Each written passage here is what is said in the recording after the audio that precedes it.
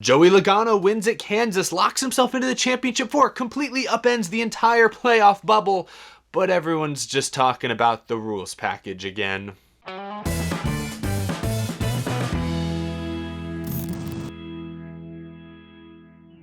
How's it going, y'all? My name is Eric and welcome to Out of the Groove. Alright, I need to catch my breath before we start this video because this one's gonna go a few different directions. There's a few takeaways I have from today's cup race at Kansas, the Hollywood Casino 400, and they're kind of all over the place, so bear with me, y'all. We have a lot to discuss. As always, we're gonna talk about the race winner, we're gonna look at the top finishers, we're gonna look at how those finishes relate to the updated NASCAR point standings. Remember, this is the second to last round. The top four in this round move on to race for a championship at Phoenix. We're less than 3 weeks now from a champion being crowned, so we're going to talk about that. We are going to talk about the rules package, and I have a lot to say on that topic. And of course, at the end, we are going to put this race on the Groovy gauge. But first, we have to thank this week's episode sponsor, Alka Seltzer. Great to have Alka Seltzer supporting the show. Alka Seltzer starts neutralizing acid in seconds for heartburn relief. It's also perfect to combat indigestion or an upset stomach. I had an upset stomach at the end of this race. Might have to head to Walmart after I'm done recording to get some. Now more than ever, your health is of the utmost importance, so if you're not feeling 100%, be sure to have some Alka Seltzer at hand. Really cool to have them as a part of the show. Be sure to head to your local Walmart to pick up some Alka Seltzer. It's available at Walmarts everywhere. A big thank you to Alka Seltzer for sponsoring tonight's episode of Out of the Groove. Oh, we'll see if I can make it through this episode. I will preface this by saying I'm not in a very good mood. Usually I watch these races very objectively. You know, I have my favorite drivers. Of course, I'm still a Matt Kenseth fan, but I try to just watch for the love of the sport. I watch for the intriguing storylines on a weekly basis, but I don't know, I think today was just a multitude of things. My Texans blowing a lead and losing in overtime to the Titans didn't have me in a very good mood, but then my guy Matt Kenseth wrecking himself and Eric Jones, another driver I'm rooting for, seconds later.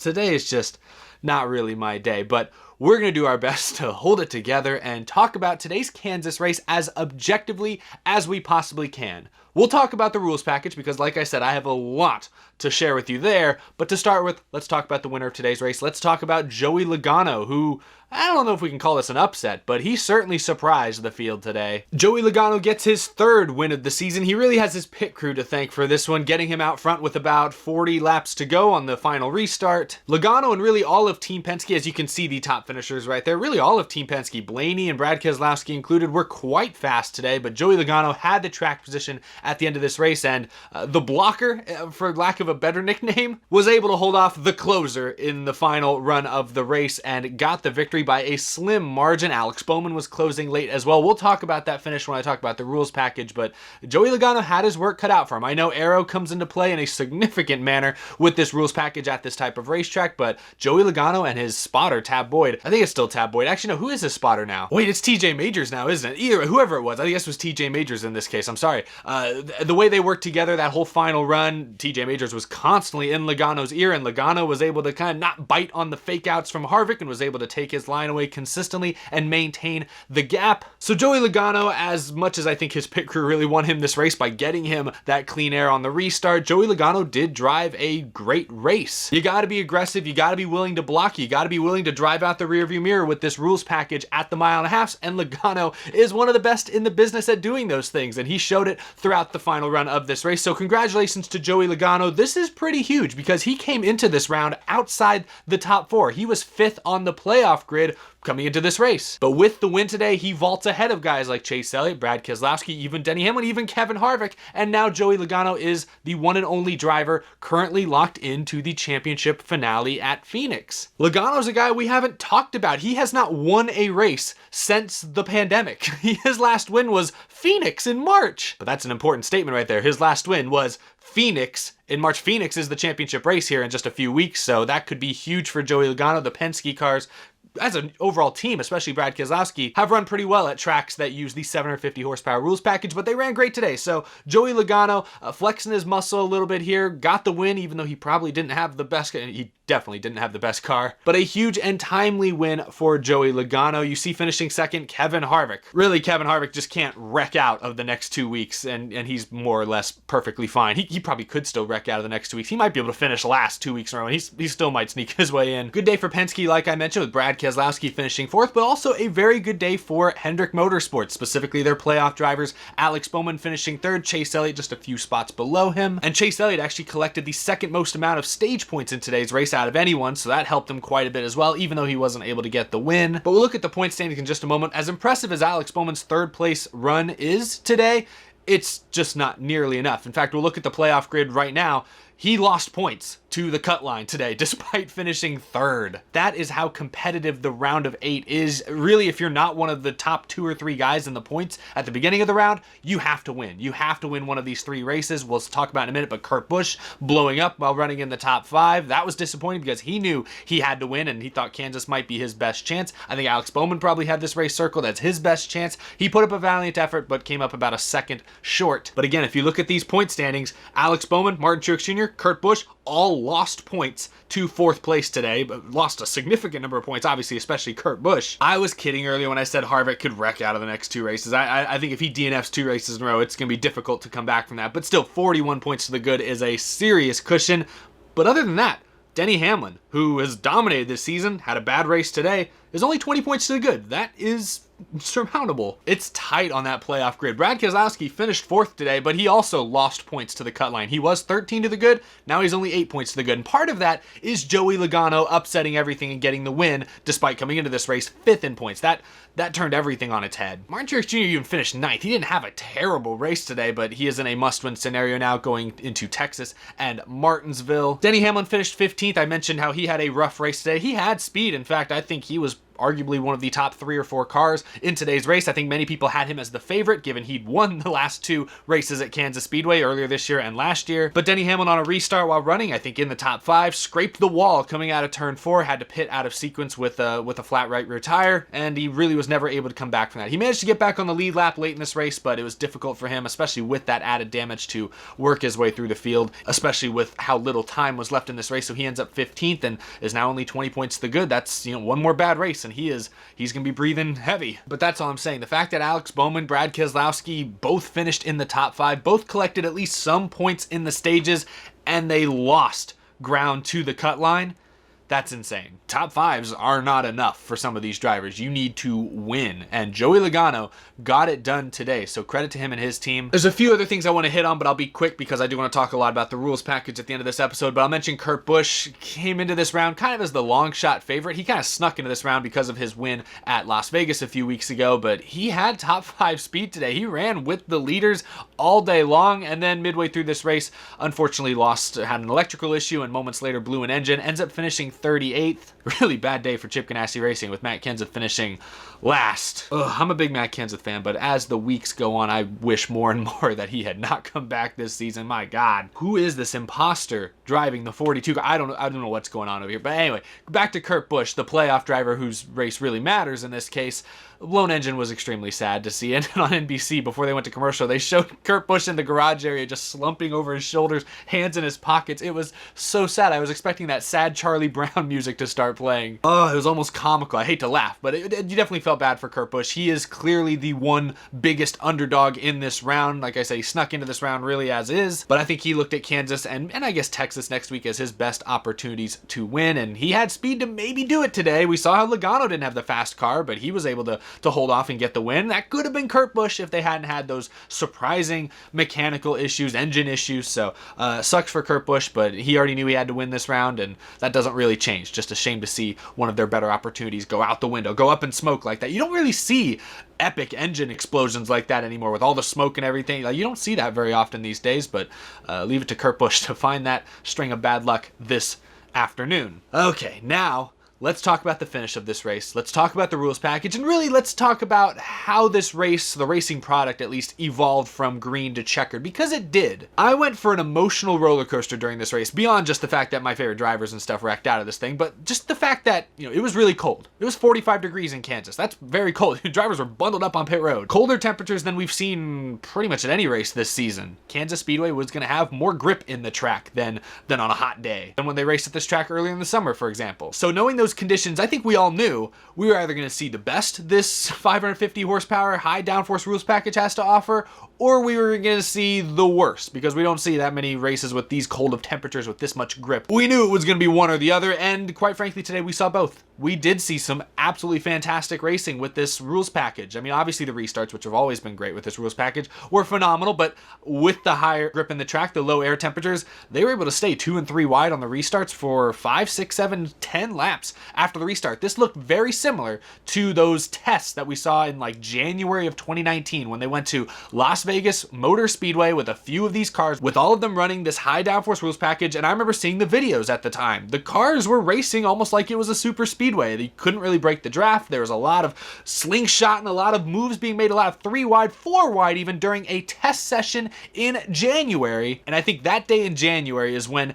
the enthusiasm for this rules package hit its all-time peak. Ever since it actually debuted in competition just a few weeks later, I think the enthusiasm has consistently waned. And I think this week's race, today's race at Kansas Speedway, is the day it fell off the cliff. I think today, many people who are at least were willing to hold on to some of the good things this package has to offer have kind of thrown that out the window. I know that's me in my case. When NASCAR revealed this new rules package, and they revealed this package at like mid-2018, 2.5 years ago now, my, how time flies. When they first revealed it, a lot of people didn't like it. Some people were cautiously optimistic. That was me. A lot of people were very, very vocally against it. And I understood it at the time. I understand why people didn't like it. It changed really the skills you needed to be successful in a NASCAR stock car. I understand why a lot of the drivers didn't like it. In fact, I sympathized with them, and I even sympathized with them then. But I understood why NASCAR was wanting to try it. And I was more or less on board with NASCAR trying it. If you watched my videos 2.5 years ago, I was one of the more optimistic commentators. Is that what I am? I don't know. Commentators, I guess, about the rules package at the time. I was one of the more optimistic ones, but I was cautiously optimistic. My mentality at the time was, let's try it. Because in 2018 and 2017, really more years than not with the Gen 6 car, the 1.5 miles and intermediate tracks had been boring. 2018, other than Chicagoland, was a pretty lousy year for intermediates with the high horsepower, low downforce package, and with fan enthusiasm for intermediates dropping dramatically, I was all on board with NASCAR's idea to throw something radical at those tracks, try something completely different. And those tests in January of 2019, again, cold temperatures, really upped my enthusiasm. I think upped everyone's enthusiasm. There are a lot of people who are naysayers about the package who saw those tests in January and were like, hey, maybe this will work. But ever since we've seen the package in race conditions, usually not in really cold temperatures, I think more or less this rules package has been probably a net negative. It's had some good moments, like even last year, the first Kansas race last year with this rules package actually had a pretty great finish. It's had some great moments, but certainly has had some frustrating moments, a lot of frustrating moments, sure, over the now almost 2 years it's been in place. But the end of today's race might be the most frustrating moment, at least on an individual basis, because while Joey Logano drove his heart out to get the win today, Kevin Harvick was working even harder, and he had the better race car, and he couldn't get it done. And the only reason he couldn't get it done was dirty air. I know that's just a lame word that people like to throw around, but it is true, and it needs to be talked about in this case. With those big rear spoilers disrupting the air as significantly as they do, it makes it very hard at these high-speed racetracks for the second place car to run directly behind the first place car. That's why almost every turn, Harvick would either look low or look high to get out from behind the 22's dirty air. And since they aren't lifting a whole lot in the corner, what this race really came down to was just a guessing game. And as long as Joey Logano maintained a 1 or 2 car length buffer zone, he had plenty of time to react to whatever line Kevin Harvick was opting to choose. And as long as Logano had time to react and move up or move down, there was no chance in hell Kevin Harvick was going to be able to pass him. And so that's what we saw here today. While, yes, the last 40 laps was pretty exciting. It was edge of your seat action. I mean, I was glued to the TV, and credit to NBC, who for the first time since, well, I guess last week they did too, but for the first time all season, they brought the announcers to the racetrack. The NBC broadcast today I thought was really good. They were upping the intensity. I thought the commentary was great. The camera angles were great. Everything was set up for a beautiful, intense, action-packed, cinematic finish to a NASCAR playoff race. But when you removed all that stuff, when you removed all these fun cosmetic details, when you took off the rose-colored glasses, ultimately, this race was out of Kevin Harvick's hands, more or less. He was relying on Joey Logano to make Logano was going to have to make a really difficult mistake, a really big mistake for Kevin Harvick to ever have the chance to pass him. And Logano's a good enough driver. We knew that was probably not going to happen. So ultimately, Kevin Harvick would constantly get close, hit dirty air, fall back. Get close, hit dirty air, fall back. And that accordion was very, very frustrating to watch. That was the most frustrating 30 laps or so I've seen of this rules package since it was implemented at the start of 2019. Because this was not a track issue, this was not a driver issue, this was 100% a car issue. And what really makes dirty air racing like this super annoying to watch is the fact that the dirty air that's playing such an important role in who wins this race is invisible. NASCAR is a spectator sport, and there's no physical way to spectate invisible air. NASCAR is a visual sport. It's a spectator sport, but you can't see the main obstacle in the way of Kevin Harvick winning this race. That's what makes it so frustrating for fans at home to watch, and that's why the finish of this race, I think, for me, has completely ended any debate about the current high downforce, low horsepower rules package in my eyes. 2.5 years ago, I was cautiously optimistic about this rules package. I thought it would perhaps help the mile-and-a-half racing, and in some cases I think it has, but this race has completely ended any sort of attachment I may have had to this rules package. I want it gone as quickly as NASCAR can cancel it. I know the next-gen car has been delayed to 2022 because of COVID-19.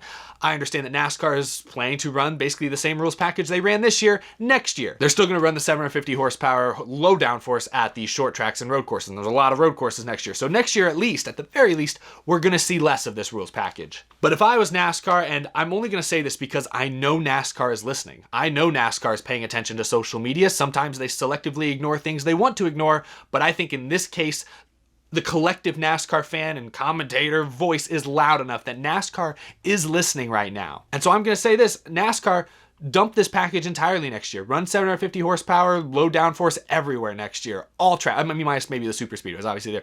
Actually, keep what you got now for the super speedways. But at the mile-and-a-halfs, the 2-milers, the road courses, the short tracks, low downforce, 750 horsepower. Heck, if you really want to keep the 550 horsepower, fine. Just run the small spoilers. See what happens. You've already shown a willingness to do this at some tracks. You've already said next year Darlington, next year Nashville, going to run the low downforce package. You just made that decision up on a whim. Why not make this decision on a whim? Why not just say right now, no more high downforce races outside of the super speedways in 2021? I think a large portion of the fan base will be extremely happy. Now, I know NASCAR has their little fan surveys, their fan councils that say, you know, NASCAR fans actually like what the high downforce package has led to in a lot of cases. That may be true, NASCAR. But personally, I think the average fan watching on their couch each week, even the average fan watching from the grandstands each week, they don't really know what they're looking at. I think a lot of people watching at home watched this race and had no idea dirty air was even a thing. Dale Jr. would mention dirty air and I think they'd just tune it out. It'd like translate into some other word. It'd just be static for a lot of just average fans. I mean, because again, dirty air is a very abstract thing. You can't visually see it. So unless you're a hardcore racing fan who's watching every week, who really gets how these cars work, you might not really understand dirty air. It may just mean nothing to you. I'm not saying NASCAR fans are dumb. I'm just saying, as with any sport, you know, there's a significant portion of every fan base that is just kind of casual fan. They watch and enjoy it for what it is. They don't dive into every nook and cranny, every detail. If NASCAR changes the package for next season, I don't think the fans would be upset. That's my take. I think if NASCAR went low downforce next year, I think there'd be more positive feedback than negative feedback. I think there'd be a lot of neutral feedback, honestly, but it's something NASCAR should try to do, in my opinion. I understand why NASCAR wants the lower horsepower. They think it's going to entice new manufacturers, and I think they're right. I think a couple years down the line, a few years down the line, we might and very well we'll see new manufacturers join NASCAR. I believe that's very likely, but the high downforce has not had the effect I think NASCAR was going for. I'm sure they're going to look at the end of this race and say, oh, but the leaders were close, so it was a good race. NASCAR, I know you're smarter than this. I know you're able to think with more detail, more nuance than this. I know you guys did not watch the end of that race and think it was good. I know, Steve, all the Steves, I know you guys did not watch the end of that race and say, this is what NASCAR should be. This is what's good for NASCAR. This is going to help the sport. I know you didn't watch. I know you didn't think that. I understand NASCAR has a lot of people they need to answer to, and I understand that the rules package may be something that can't be changed for next season, but if I'm NASCAR, I would do it, because this race was not bad, but the final 30 laps was so ugly to watch. something needs to be changed as fast as NASCAR possibly can. And I know NASCAR is listening to people on social media like me, like many of you. So hopefully NASCAR hears these concerns and does make a change next season. I talked a lot about that. I told you guys we were in for a wild ride when you clicked on this video. Let's go to the Groovy gauge. Let's talk about this race. I guess we already talked about this race, but overall, like I said, I focused on those last 30 laps, but that being said, the overall race was not bad. The overall race was pretty good. And in fact, early on in the race, you had Chase Elliott actually drive up and pass the leader, Kevin Harvick, in clean air. So it's not like it was impossible to pass the leader. It was just harder than it needed to be. So a lot of interesting storylines regarding the playoffs in today's race. It was not a bad race. I know the finish it left a lot to be desired, but this was not a horrible race. I'm going to give it a 65% on the Groovy gauge. It was a pretty good race. I will look back at this race and say it wasn't bad. The finish sucked. The finish just felt like a lie. You know, they wanted you to believe that Harvick had a really good chance of passing Joey Logano, but once you saw the effect Dirty Air had, you really could see he had little chance of making anything happen. So yeah, there you go. I'll still give it a 65%. It was still a pretty good race overall. Anyway, y'all, let me know what you thought of today's race. I look forward to reading your comments to this one. That's all I've got. A big thank you to Alka Seltzer again for sponsoring this episode. Be sure to subscribe if you are new to the channel. We talk NASCAR almost every single day. And of course, a huge thank you to my fantastic Patreon supporters. We got them listed all right here. Ugh, a roller coaster of a day for sure. But I hope you all enjoyed the race, at least for the most part today. Look forward to seeing you guys later this week, and hopefully get to see some of y'all at Texas next week, because as much as I kind of just railed against the current rules package, I'll be there at Texas next week in person to watch it watch it happen. So hopefully I see some of y'all there. I'll be doing videos and stuff while I'm there as well. That's all I've got. Thank you all for watching. Enjoy the rest of your weekend. I will see you all very soon.